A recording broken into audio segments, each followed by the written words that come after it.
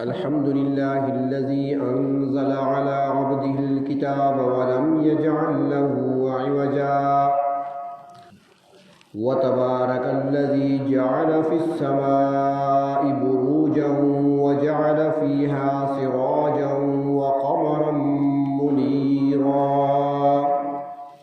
وأشهد أن لا إله إلا الله وحده لا شريك له وأشهد أن سيدنا ومولانا محمدا عبده ورسوله أما بعد فأعوذ بالله من الشيطان الرجيم بسم الله الرحمن الرحيم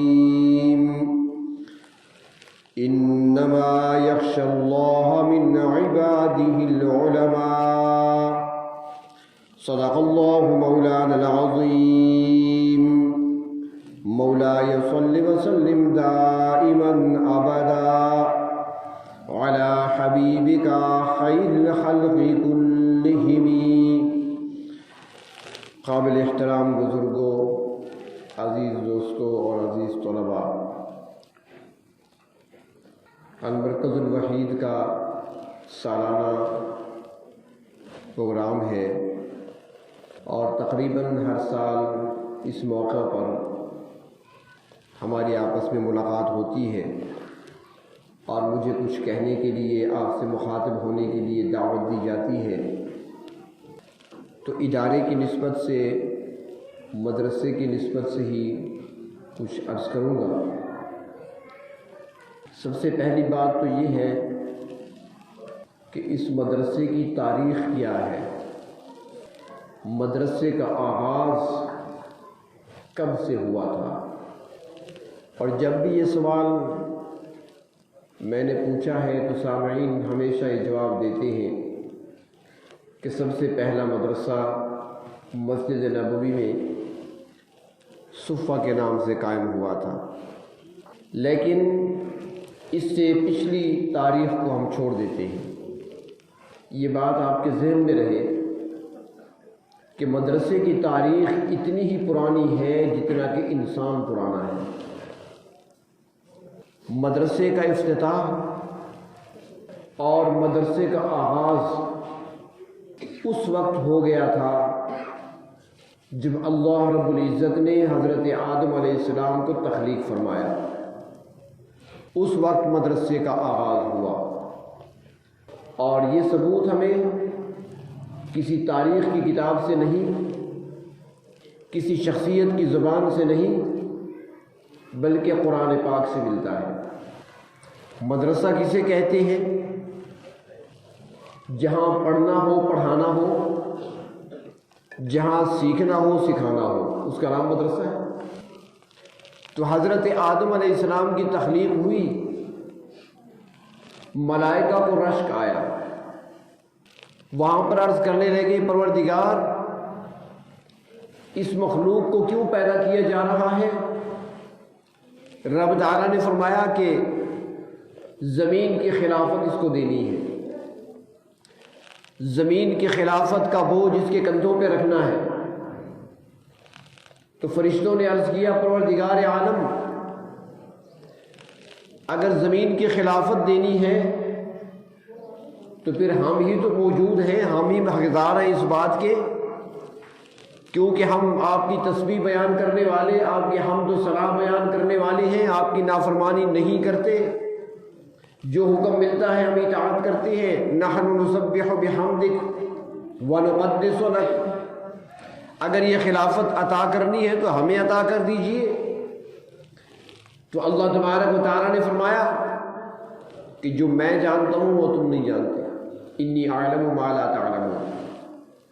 جو میں جانتا ہوں وہ تم نہیں جانتے. لیکن اللہ تبارک و تعالیٰ نے آدم علیہ السلام کی تخلیق کے بعد ان کی صلاحیتوں کو، ان کے اندر رکھی گئی علم حاصل کرنے کی استعداد کو ثابت کرنے کے لیے اور فرشتوں کو بتانے کے لیے ملائکہ کے سامنے کھڑا کر کے اللہ رب العزت نے ملائکہ سے پہلے پوچھا کہ مجھے ان چیزوں کے نام بتاؤ جو میں نے تمہیں بتائی تھی، ان کے نام بتاؤ، دوبارہ خواص بتاؤ. تو فرشتے جواب نہ دے سکے، صرف یہ کہہ دیا سبحانک لا علم لنا الا ما علمتنا، ہم تو نہیں جانتے اللہ نے فرمایا اے آدم انبئہم باسمائہم، اب آپ ان کو بتائیں۔ تو حضرت آدم علیہ السلام نے وہ ساری چیزیں بتا دی فرشتوں کو۔ تو اب یہاں پر دیکھیں کہ سب سے پہلے اللہ تبارک و تعالیٰ فرماتے ہیں وَعَلَّمَ آدَمَ الْأَسْمَاءَ، اللہ تعالیٰ نے سکھائے آدم علیہ السلام کو، نام سکھائے، چیزوں کے نام سکھائے یا ان کے خواص بتائے، ان کی کیفیات بتائیں۔ تو سکھانے والے کون؟ اللہ تبارک و تعالیٰ، اور سیکھنے والے کون؟ حضرت آدم علیہ السلام۔ یہاں پر یہ نقطہ بھی سامنے آ گیا کہ آدم علیہ السلام اللہ کے نبی بھی ہیں، سب سے پہلے انسان بھی ہیں، سب سے پہلے خلیفۃ اللہ بھی ہیں زمین پر، ساتھ نبوت بھی ہے۔ اللہ تعالیٰ فرماتے ہیں وَعَلَّمَ آدَمَ الْأَسْمَاءَ، آدم علیہ السلام کو نام سکھائے۔ تو کس نے سکھائے؟ اللہ نے سکھائے۔ یہ مسئلہ بھی حل کر دیا کہ نبی جو ہوگا اس کا استاد ڈائریکٹ اللہ خود ہی ہوں گے۔ جو نبی ہوگا اس کا استاد دنیا میں کوئی نہیں ہوگا، وہ کسی کے سامنے شاگرد بن کر نہیں بیٹھے گا۔ جو نبی ہوگا اس کو پڑھانے والے اللہ رب العزت خود ہی ہوں گے، وہ براہ راست اللہ کا شاگرد ہوگا۔ تو آدم علیہ السلام کو نام سکھائے۔ سکھانے والا کیا ہوتا ہے؟ اسی کو استاد کہتے ہیں۔ جو سکھانے والا ہو استاد، جو سیکھنے والا ہو وہ شاگرد، اور جہاں سکھانے والا بھی ہو سیکھنے والا بھی ہو اس کو کیا کہتے ہیں؟ مدرسہ۔ مدرسے کا آغاز ہو رہا ہے نا، افتتاح ہو گیا، اس وقت ہوا جب انسان کی تخلیق ہوئی تھی۔ اس کے بعد اللہ نے فرمایا کہ یہ تو میں نے سکھایا ہے نا، اب دنیا میں زمین پر تو انسان نے انسان کا استاد بننا ہے، دنیا میں تو مخلوق نے مخلوق کا استاد بننا ہے۔ تو اللہ نے فرمایا اے آدم اب وہ نمونہ بھی دکھا دو، انبئہم باسمائہم، اب ان فرشتوں کو یہ باتیں تم بتا دو، سکھا دو، سمجھا دو، تاکہ پتہ چلے کہ زمین پر آنے والا انسان وہ معلم بن کر آئے گا، استاد بن کر آئے گا۔ جب وہ پڑھانے کے لیے بیٹھے گا تو مدرس ہوگا، جو پڑھنے کے لیے آئے گا وہ شاگرد کہلائے گا۔ استاد اور شاگرد مل کر بیٹھیں گے تو اس کو مدرسہ کہا جائے گا۔ مدرسہ کسی عمارت کا نام نہیں ہے، بورڈ لگانے کا نام نہیں ہے۔ مدرسہ یہ نہیں کہ بلڈنگ ہو، عمارت ہو، چار دیواری ہو، جہاں بھی استاد اور شاگرد پڑھنے اور پڑھانے بیٹھیں گے وہ مدرسہ ہے۔ تو مدرسے کا آغاز وہاں سے ہوا، اور پھر یہ مدرسہ چلتا رہا دنیا میں، زمین پر۔ تاریخ بتاتی ہے ساری، لیکن ہم تاریخ کو نہیں لیتے۔ میں تاریخ کی بات نہیں کر رہا، قرآن حکیم سے لیتے ہیں کہ کیا اسلام سے قبل، کیا مسجد نبوی صلی اللہ علیہ وسلم کی تعمیر سے قبل، صفہ قائم ہونے سے قبل، اس سے پہلے کوئی مدرسہ تھا؟ تو قرآن بتاتا ہے کہ ہاں تھا۔ جب تورات نازل ہوئی تو تورات کے پڑھنے والے اور لکھنے والے مدرسوں میں کام کیا کرتے تھے۔ قرآن پاک میں آتا ہے کہ مسجد اقصیٰ میں تورات لکھنے والے بھی تھے، تورات پڑھنے والے بھی تھے، تورات پڑھانے والے بھی تھے۔ جب حضرت مریم پیدا ہوئی، اختلاف ہوا کہ مریم کا کفیل کون بنے گا۔ جب یہ اختلاف پیدا ہوا تو آخر فیصلہ اس بات پر ہوا کہ قرعہ ڈالتے ہیں، جس کے نام قرعہ نکلے گا وہی کفیل بنے گا۔ اب انہوں نے قرآن اندازی کیسے کی؟ قرآن بتاتا ہے، قرآن حکیم میں آتا ہے کہ وہ جو اس مدرسے میں بیٹھ کر جو تورات لکھنے والے تھے، ان کے وہ تورات لکھنے والے جو قلم تھے، انہوں نے وہ قلم پانی کے اندر بہا دیے اور اس کے ذریعے سے انہوں نے قرآن اندازی کی۔ تو قلم کون سے تھے؟ تورات لکھنے والے۔ کہاں لکھے جا رہے تھے؟ مسجد اقصیٰ کے اندر بیٹھے ہوئے تھے۔ مسجد اقصیٰ کیا تھا؟ مدرسہ تھا جہاں تورات کی تعلیم دی جاتی تھی۔ نبی اکرم صلی اللہ علیہ وسلم جب ہجرت فرما کر مدینہ منورہ تشریف لائے تو وہاں پر یہودیوں کے پہلے سے مدرسے قائم تھے، جہاں پر تعلیم ہوتی تھی، پڑھنے والے بھی تھے اور پڑھانے والے بھی تھے۔ اور اس وقت مدینہ منورہ میں 10 بڑے بڑے یہود کے علماء موجود تھے، جن میں سے عبداللہ بن سلام رضی اللہ تعالیٰ عنہ بھی ہیں، جنہوں نے اسلام قبول کر لیا تھا، باقیوں نے اسلام قبول نہیں کیا۔ تو ان کے اپنے مدرسے بھی تھے۔ مدارس شروع سے چلے آ رہے ہیں، آج کے نہیں، لیکن فرق یہ ہے کبھی یہ مدرسے تورات کے رہے ہیں، کبھی انجیل کے رہے ہیں، اور اب یہ مدارس قرآن کی تعلیم دیتے ہیں۔ اللہ کے محبوب صلی اللہ علیہ وسلم کے فرامین کی تعلیم دیتے ہیں۔ یہاں پر ایک سوال اور اٹھتا ہے، وہ یہ ہے کہ مدارس تو ہیں، درمیان میں سارا واقعہ چھوڑ رہا ہوں، تفصیل میں چھوڑ رہا ہوں، زندگی رہی تو پھر کبھی، کیونکہ بات بہت لمبی ہو جائے گی کہ اسلام کے بعد جب صفہ قائم ہوا تو اس کے بعد مرکز کون کون سے بنتے رہے اور کہاں کہاں مدارس تھے اور کہاں کہاں ان سے کون کون سے لوگ فارغ ہوتے رہے، کہ لمبی تفصیل ہے۔ کبھی بخارا سمرقند مرکز ہے تو کبھی عراق مرکز ہے تو کبھی کوفہ مرکز ہے، کبھی اندلس مرکز ہے، مراکز بدلتے رہے۔ ایک سوال پیدا ہوتا ہے آج کل کے دور میں جو اکثر اچھالا جاتا ہے اور اس انداز سے اور اس نام سے تنقید کی جاتی ہے کہ برصغیر میں مدارس نے کون سا کام کیا ہے۔ برصغیر کے اندر ہندوستان اور پاکستان میں مدارس نے کون سا کارنامہ انجام دیا۔ تو اس سلسلے میں میں ایک مثال دے کر بات کو سمیٹنے کی اور سمجھانے کی کوشش کروں گا۔ ایک چھوٹی سی مثال، اور وہ مثال یہ ہے کہ ایک وقت تھا کہ اندلس میں، جسے آج اسپین کہا جاتا ہے، اسپین کا نام تو سب جانتے ہیں ورنہ نقشے پہ دیکھ لیں، اندلس اسلام کا مرکز تھا۔ 800 سال تک مسلمانوں نے وہاں پر حکومت کی ہے، 8 صدیاں، 800 سال، اور سب سے زیادہ ترقی یافتہ علاقہ تھا۔ جیسے آج کل یورپ ہے یا امریکہ ہے، اس زمانے میں اندلس کو وہ مقام حاصل تھا۔ سب سے زیادہ خوبصورت راستے اور سڑکیں اندلس کی تھی، سب سے زیادہ خوبصورت اچھی اور بلند بلڈنگیں اور عمارتیں وہ اندلس میں تھی، سب سے خوبصورت مکانات اندلس میں تھے، اور سب سے اچھے اور بہتر تعلیم دینے والے ادارے اور مدارس وہ اندلس میں تھے۔ ایک نام تھا اندلس کا۔ اس کے بعد پھر یہ ہوا کہ عیسائیوں کے ساتھ، جسے آپ کہہ لیں انگریزوں کے ساتھ جھڑپیں شروع ہوئی، اکا دکا واقعات ہوئے، بڑھتے گئے یہاں تک کہ انگریز غالب آ گئے، اور جو اندلس کے حکمران تھے انہوں نے معاہدہ کر لیا انگریزوں کے ساتھ، اور اس معاہدے میں یہ طے ہوا کہ ہم ساری سلطنت آپ کے حوالے کرتے ہیں، ہم اندلس سارا شہر اور پورا علاقہ آپ کے حوالے کرتے ہیں، سب کچھ آپ کا، چابیاں دے دیں گے آپ کو، خزانے بھی آپ کے، سلطنت آپ کی، سب کچھ آپ کا، لیکن کچھ شرائط ہیں۔ انہوں نے کہا بتاؤ شرطیں کون سی ہیں؟ انہوں نے کہا ہمارے مدارس پر ہاتھ نہیں ڈالا جائے گا، جو تعلیم چل رہی ہے وہ چلتی رہے گی۔ انہوں نے کہا منظور ہے، ہمیں لکھ دیا۔ دوسرا بتاؤ، اس نے کہا ہماری مسجدوں کو بند نہیں کیا جائے گا، مسجد میں نمازی آتے رہیں گے، نماز پڑھتے رہیں گے، آذانیں گونجتی رہیں گی۔ انگریزوں نے کہا شرط منظور ہے، دستخط کر دی۔ تیسرا بتاؤ، انہوں نے کہا جو مسلمان ہیں ان کو زبردستی مذہب تبدیل کرنے پر مجبور نہیں کیا جائے گا، کسی کو زبردستی عیسائی نہیں بنایا جائے گا، جو مسلمان ہے اس کو مسلمان رہنے دیا جائے گا۔ انہوں نے کہا ٹھیک ہے، ہر ایک کو مذہبی آزادی ہوگی، پابندی نہیں لگائی جائے گی مذہب پر۔ انگریز نے کہا ٹھیک ہے، شرطیں منظور ہیں۔ انہوں نے سب کچھ حوالے کر دیا۔ جب سب کچھ حوالے کر دیا تو انگریز آ گئے، سنبھال لیا سارا نظام۔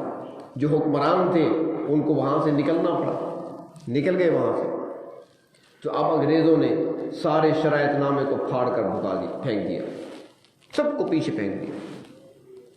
سب سے پہلے مسجدوں پر تالے لگے۔ سب سے بڑی دنیا کی خوبصورت اور جامع مسجد، جس کو جامع مسجد قرطبہ کہا جاتا ہے، وہ بھی اندلس میں ہے، جہاں پر اقبال نے کھڑے ہو کر اپنا درد دل بیان کیا تھا۔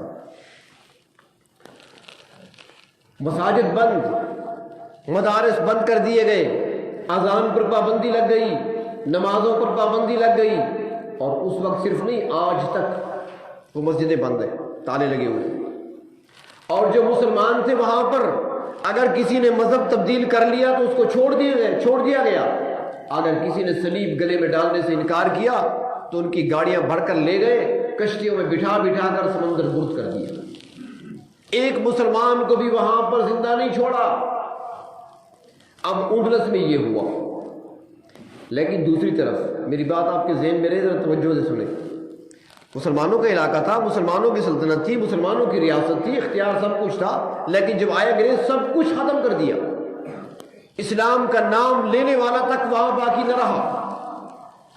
وہی انگریز وہاں تو گئے تھے نا معاہدہ کر کے، شرائط بھی لکھی گئی تھی، وہی انگریز ہندوستان میں آیا، اور ہندوستان میں جب آیا تو کوئی شرائط نہیں لکھی گئی، اس نے غاصبانہ قبضہ کیا، بزور بازو اس نے فتح کیا، ایک ایک علاقے کو، ایک ایک شہر کو، ایک ایک بستی کو اس نے فتح کیا، ہندوستان پورے پر اس نے قبضہ کیا۔ کچھ مجاہد تھے جو میدان میں کھڑے رہے، جیسے ٹیپو سلطان ہے، آخر تک لڑتے رہے، اور یہ آخری شیر تھا، یہ آخری وہ نوالا تھا جس کو نگل نہیں رہے تھے انگریز۔ چنانچہ جب ٹیپو سلطان بھی شہید ہو گئے، بھی اس کی لاش پر کھڑے ہو کر انگریز جنرل نے کہا تھا کہ آج کے بعد ہندوستان ہمارا ہے۔ تو ہندوستان پر قبضہ کر لیا پورے کا پورا، اور پھر علماء کو چن چن کر شہید کیا گیا، ہزاروں کی تعداد میں علماء کو شہید کیا گیا۔ دہلی کے اندر چوراہوں پر، راستوں میں، سڑک کے کنارے کوئی درخت ایسا نہیں تھا جس پر کسی عالم دین کی لاش لٹکتی ہوئی نظر نہ آتی ہو، ہر طرف لاشیں ہی لاشیں تھی۔ مدارس بند کیے، اور پھر اس کے ساتھ یہ بھی کیا کہ اپنی عیسائی دنیا سے، یورپ سے، برطانیہ سے بڑے بڑے پادری بلوائے تاکہ مسلمانوں کے ساتھ ان کے مناظرے کرائے جائیں، اور وہ مسلمانوں کے دین کو آ کر چیلنج کریں۔ انہوں نے مسلمانوں کی مسجدوں میں کھڑے ہو کر مسلمانوں کے دین کو معاذ اللہ جھوٹا دین کہا، قرآن پاک پر اعتراضات کیے گئے، اللہ کی ذات پر اعتراضات کیے گئے، نبی اکرم صلی اللہ علیہ وسلم کی ذات اطہر پر اعتراضات کیے گئے۔ پورا زور لگایا انگریز نے۔ اندلس میں سب کچھ آسانی سے ہو گیا تھا، شرائط لکھی جانے کے باوجود، یہاں پر شرط بھی کوئی نہیں تھی، قبضہ ان کا اپنا تھا، بزور بازو فتح کیا تھا پورا ہندوستان، لیکن اس کے باوجود وہ پورا زور لگاتے رہے، ان کی مشینری آتی رہی، ان کی مشنریاں آتی رہی، یہاں پر مشن ادارے قائم ہوتے رہے، لیکن وہ کامیابی حاصل نہ کر سکے، نہ یہاں سے مساجد کو تالے لگا سکے، نہ مسلمانوں کے دین کو بدل سکے، نہ مسلمانوں کو عیسائیت کی طرف لے جا سکے، نہ اسلام کو یہاں سے مٹا سکے، نہ قرآن کو یہاں سے مٹا سکے۔ آخر اس کی وجہ کیا ہے؟ یہ ضرور سوچئے۔ اندلس میں سب کچھ ہو گیا، آسانی سے ہو گیا، تو یہاں پر یہ سب کچھ کیوں نہیں ہو سکا؟ یہاں پر وہ کون سی چیز تھی جو آڑے آئی؟ وہ کون سی چیز تھی جو رکاوٹ بنی؟ وہ کون سی چیز تھی کہ جس نے ان کے آگے بند باندھا؟ اگر غور سے دیکھیں گے اور انصاف کی نظر سے دیکھیں گے تو آپ کو نظر آئے گا کہ اندلس میں سب کچھ تھا، لیکن ایسے آزاد دینی مدارس نہ تھے، لیکن ہندوستان میں قبضے کے باوجود انگریز یہ سب کچھ نہ کر سکا، اس لیے کہ مسلمان آزاد ادارے قائم کرنے میں کامیاب ہو چکے تھے۔ مدارس تھے، مدارس سر جوڑ کر بیٹھے تھے علماء، کیا کریں، کیا کیا جائے، اس کا توڑ کیسے کریں؟ مسلمانوں کو عیسائی بنانے کی کوششیں ہو رہی ہیں، ان کے مشنری ادارے کام کر رہے ہیں، کیا کرنا چاہیے؟ سر جوڑ کر بیٹھے، تو آخر یہ فیصلہ ہوا کہ اس کا حل یہ ہے کہ دین ادارے کی بنیاد رکھی جائے، ایک دینی مدرسے کی بنیاد رکھی جائے، اور وہاں پر مسلمان بچوں کو لایا جائے، اور اعلان کیا جائے کہ بچے بھیجو، اپنے بچے پڑھنے کے لیے بھیجو، ہم لباس بھی دیں گے مفت، خوراک بھی دیں گے مفت، کھانا ملے گا مفت، رہائش بھی ملے گی مفت، اور قرآن و حدیث کی تعلیم بھی ملے گی وہ بھی مفت۔ پوچھنے والوں نے پوچھا کہ بھئی مفت جو آپ دیں گے، آپ کے اپنے گھر میں تو کچھ ہے نہیں، آپ کے پاس اپنا تو کچھ ہے نہیں، بچوں کو کیا کھلاؤ گے؟ تو کہنے لگے کہ ہم لوگوں کے دروازوں پہ جائیں گے، لوگوں کے دروازوں پہ جا جا کر ان سے مانگ مانگ کر لائیں گے اور بچوں کو کھلائیں گے۔ آسان کام نہیں ہے دین کا کام کرنا، یہ کسی سے مانگنا، سوال کرنا آسان نہیں ہوتا۔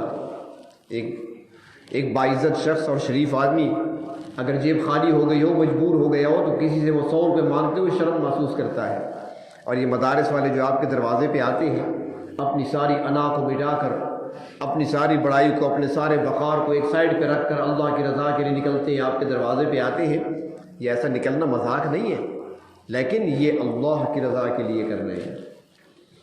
انعام یہاں پر نہیں لینا کسی سے، بلکہ انعام اللہ سے لینا ہے جو مل کر رہتا ہے۔ اور انعام کیا ملتا ہے؟ مجھے یاد آ رہا ہے ایک واقعہ میں نے پڑھا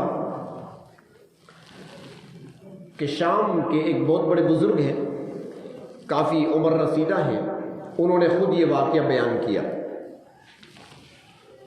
بڑی عمر کے ہیں اور شام تو ویسے بھی اولیاء کی سرزمین ہے، ابدال رہتی ہیں وہاں پر، کتب رہتی ہیں وہاں پر، تو وہاں پر بہت بڑی شخصیت ہے وہ۔ انہوں نے واقعہ بیان کیا، وہ کہنے لگے کہ ہمارے شہر میں دمشق میں ایک قبرستان ہے، مشہور پرانا قبرستان۔ وہ کہنے لگے کہ اس قبرستان میں ایک گورکن تھا، سرائکی میں جسے قبر کھٹ کہتے ہیں، قبر کھودنے والا۔ قبر کھودنے والا ایک شخص تھا، وہاں پر کام کرتا تھا، لوگوں سے مزدوری لے کر ان کے لیے قبر تیار کر دیتا۔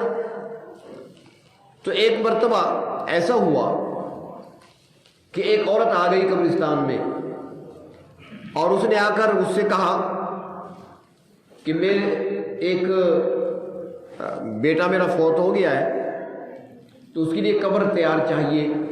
اس نے کہا ٹھیک ہے، تیار کر دوں گا۔ اس خاتون نے کہا ٹھیک ہے، کتنے پیسے لیں گے آپ؟ اس نے بتا دیا میری اتنی اجرت بنے گی، اتنی مزدوری بنے گی۔ اس نے کہا ٹھیک ہے، اجرت دے دی۔ وہ چلی گئی، ٹائم پوچھ لیا کس ٹائم تک قبر تیار ہو جائے گی، فلاں وقت تک تیار ہو جائے گی۔ اس نے کہا ٹھیک۔ جنازہ تیار ہوا، جب وقت پورا ہوا، قبر تیار ہو چکی تھی، جنازہ تیار ہوا، جنازہ لے گئے۔ جب جنازہ وہاں پہنچا پڑھنے کے بعد، تو وہ کہتا ہے، گورکن کہتا ہے، قبر تیار کرنے والا کہتا ہے کہ میں نے دیکھا کہ تھوڑے سے لوگ تھے، تو میں سمجھ گیا اس کوئی غریب بندہ ہوگا، فوت ہوا ہے، یہ بوڑھی خاتون آئی تھی ان کے لیے قبر تیار کروانے کے لیے، کوئی عام سادہ سا بندہ ہوگا، غریب بندہ ہوگا، فوت ہو گیا، اس لیے زیادہ افراد نہیں ہے اس کے ساتھ۔ چنانچہ جنازہ لایا گیا، جب لے گئے تو رواج یہ تھا وہاں پر کہ جو قبر تیار کرنے والا تھا وہ خود اترتا تھا اور میت کو لے کر اپنے ہاتھوں سے قبر میں رکھا کرتا۔ تو وہ جو گورکن تھا وہ نیچے اترا، اس نے میت لیا اپنے ہاتھوں میں اور اس کو نیچے رکھا۔ جو ہی اس نے نیچے رکھا تو رکھنے کے بعد بے ہوش ہو گیا، بے ہوش ہو گیا۔ لوگ اکٹھے ہو گئے، اس کو باہر نکالا، ہاتھ پاؤں ملنے لگے، پانی کے چھینٹے ڈالے، کچھ دیر کے بعد ہوش آ گیا۔ اس سے کہتے کیا ہوا؟ اس نے کہا بس کچھ نہیں۔ چنانچہ قبر بند کر دی گئی، تیار کر دی، لوگ چلے گئے۔ چند دن گزرے تھے، ایک عورت آ گئی، اور چونکہ باپرت عورتیں ہوتی ہیں، پتہ نہیں چلتا پہلے کون آئی تھی اب کون ہے، تو اس عورت نے آ کر کہا اس قبر تیار کرنے والے سے کہ ایک قبر تیار کرانی ہے۔ اس نے کہا جی ہو جائے گی۔ تو اس نے کہا ٹھیک ہے، قبر تیار کرو، کتنی اجرت لوگے بھائی؟ اتنی اجرت، ٹھیک ہے، اجرت دے دی گئی، عورت چلی گئی، قبر تیار ہو گئی، جنازہ تیار ہوا، جنازہ لایا گیا۔ جب وہ جنازہ وہاں پر پہنچا تو اب پھر وہ گورکن قبر میں اترا، قبر تیار کرنے والا نیچے اترا، اس نے میت لی اپنے ہاتھوں پر اور نیچے قبر میں، جو ہی قبر میں اس نے اتارا میت کو، پھر پیچھے کی طرف گرا، لیکن اس بار بے ہوش نہیں ہوا۔ پہلے بے ہوش ہوا تھا، اب بے ہوش نہیں ہوا، چکر سے ضرور آیا اسے، لیکن سنبھل گیا۔ قبر بند کر دی، وہ عورت بیٹھی تھی، جب قبر مکمل بند ہو گئی تو عورت جانے لگی، تو یہ قبر تیار کرنے والا اس کے پیچھے دوڑ پڑا اور جا کر اسے کہتا ہے ماں جی اپنا تعارف کرائیں، آپ کون ہیں، میں پوچھنا چاہتا ہوں آپ سے۔ اس خاتون نے کہا میں اسی شہر کے رہنے والی ایک عورت ہوں، آپ کو کیا چاہیے؟ اس نے کہا مجھے یہ بتاؤ، یہ جو آج جنازہ آیا تھا یہ آپ کا کون ہے؟ اس خاتون نے کہا جی میرا بیٹا ہے۔ تو پھر اس نے کہا کہ کچھ عرصہ پہلے، تھوڑا عرصہ پہلے ایک عورت آئی تھی، ایک اور جوان کے لیے قبر تیار کرنے کے لیے کہہ گئی تھی، کیا وہ بھی آپ تھی؟ اس عورت نے کہا جی وہ بھی میں تھی۔ اس نے کہا وہ کون تھا؟ اس نے کہا وہ بھی میرا بیٹا تھا، چند مہینے پہلے وہ فوت ہوا، اب یہ فوت ہوا، وہ چھوٹا بیٹا تھا، یہ بڑا بیٹا۔ تو اس خاتون نے کہا کہ آپ کیوں پوچھتے ہیں مجھ سے؟ نوجوان نے کہا، اس قبر تیار کرنے والے نے کہا کہ ماں جی ناراض نہ ہونا، پوچھ اس لیے رہا ہوں کہ جب پہلی مرتبہ میں نے آپ کے بیٹے کو قبر میں اتارا آپ نے دیکھا ہوگا کہ میں بے ہوش ہو گیا تھا، مجھے کوئی پتہ نہیں چلا، لوگ میرے ہاتھ پاؤں ملتے رہے، مجھ پر پانی کے چھینٹے ڈالتے رہے۔ خاتون نے کہا بالکل ٹھیک ہے، مجھے یاد ہے۔ وہ کہنے لگا بات یہ ہوئی تھی کہ میں جو ہی قبر میں رکھنے کے لیے آگے بڑھا تو میں نے دیکھا کہ جو قبر میں نے تیار کی تھی وہ نہیں تھی، بلکہ وہاں تو بہت بڑا باغ تھا اور خوشبوئیں آ رہی تھی، بہت بڑا باغیچہ تھا، جہاں تک میری نظر جاتی باغ ہی باغ ہے، پھول لگے ہوئے ہیں، باغیچہ ہے اور خوشبوئیں آ رہی ہیں۔ اور میں نے خوشبوؤں کے حوالے کیا تھا آپ کے بیٹے کو، میں وہ جنت کی خوشبوئیں برداشت نہ کر سکا تھا، بے ہوش ہو گیا تھا۔ اور آج دوسرے بیٹے کو آپ لے کر آئی ہیں، تو آج بھی جب میں قبر میں اتار رہا تھا تو وہی منظر تھا، وہی باغیچہ، وہی خوشبوئیں، لیکن آج برداشت ہو گیا، میں بے ہوش تو نہیں ہوا، چکر مجھے ضرور آئے لیکن بے ہوش نہیں ہوا۔ ماں جی پوچھنا یہ ہے کہ آپ کے بیٹے کرتے کیا تھے؟ یہ کون سا ایسا عمل کرتے تھے کہ جس کی وجہ سے قبر ان کے لیے باغ بن گئی؟ اللہ نے مجھے بھی دکھا دیا۔ تو وہ خاتون کہنے لگی بیٹا بات یہ ہے کہ جو میرا چھوٹا بیٹا تھا چند مہینے پہلے فوت ہوا، وہ ایک دینی مدرسے میں قرآن پڑھتا تھا، تعلیم حاصل کرتا تھا، اور جو دوسرا بیٹا تھا وہ لکڑی کا کام کرتا تھا، بڑھائی کا کام کرتا تھا، وہ جو کچھ کماتا تھا اپنے چھوٹے بھائی پہ خرچ کرتا تھا کہ تم پڑھتے رہو، تعلیم حاصل کرتے رہو۔ تو پڑھنے والے کو بھی اللہ نے جنت پہنچا دیا، جو پڑھنے والے پر خرچ کر رہا تھا اس کو بھی اللہ نے جنت پہنچا دیا۔ انعام پھر اتنا ملتا ہے، ایسا انعام ملتا ہے۔ تو بہر طور میں عرض کر رہا تھا کہ بر صغیر میں یہ مدارس ہی تھے جنہوں نے راستہ کفر کا روکا، جنہوں نے راستہ ارتداد کا روکا، جنہوں نے راستہ روکا جو اسلام کو مٹانے کے لیے آئے تھے ان کا۔ اور ان مدارس ہی کی برکت ہے کہ آج یہاں پر مساجد بھی کھلی ہے، آج یہاں پر دین بھی باقی ہے، آج اسلام بھی باقی ہے اور بغیر ملاوٹ کے باقی ہے۔ ورنہ بڑے بڑے فتنے آئے، کبھی قادیانیت کی صورت میں، کبھی انکار حدیث کی صورت میں، کبھی کسی اور صورت میں فتنے آتے رہے، لیکن ان مدارس کی برکت سے اللہ تبارک و تعالیٰ نے ہر فتنے سے ہماری حفاظت فرمائی ہے۔ آج بھی اگر دین بچا ہوا ہے، دین کی نشر و اشاعت ہو رہی ہے، دین کی حفاظت اور دفاع ہو رہا ہے تو ان مدارس کی برکت سے ہے۔ تو لہٰذا ان مدارس کے ساتھ اپنے تعلق کو مضبوط رکھیں۔ جو لوگ تعلیم حاصل کرتے ہیں وہ تو تعلیم حاصل کر رہے ہیں، جو پڑھنے کے لیے آتے ہیں وہ تو پڑھ رہے ہیں، جو باقی حضرات ہیں کم از کم وہ محبت تو رکھیں نا، محبت کا تعلق رکھیں، اور یہ محبت کا تعلق بھی آپ کو کامیابی سے ہمکنار کر دے گا، یہ محبت بھی آپ کو اللہ تبارک و تعالیٰ کے قریب لے جائے گی، کیونکہ حدیث شریف میں یہی آتا ہے کہ جو جس سے محبت رکھتا ہے روز قیامت اسی کے ساتھ ہوگا۔ اگر اللہ کے نیک بندوں کے ساتھ محبت ہوگی، علماء صلحاء کے ساتھ محبت ہوگی تو روز قیامت حشر بھی ان کے ساتھ ہوگا۔ اللہ تبارک و تعالی ہمیں دینی مدارس سے، مدارس میں پڑھنے والے اور پڑھانے والوں سے، اپنے نیک بندوں سے، علماء صلحاء سے اللہ رب العزت ہمیں محبت نصیب فرمائے۔ وآخر دعوانا ان الحمد للہ رب العالمین۔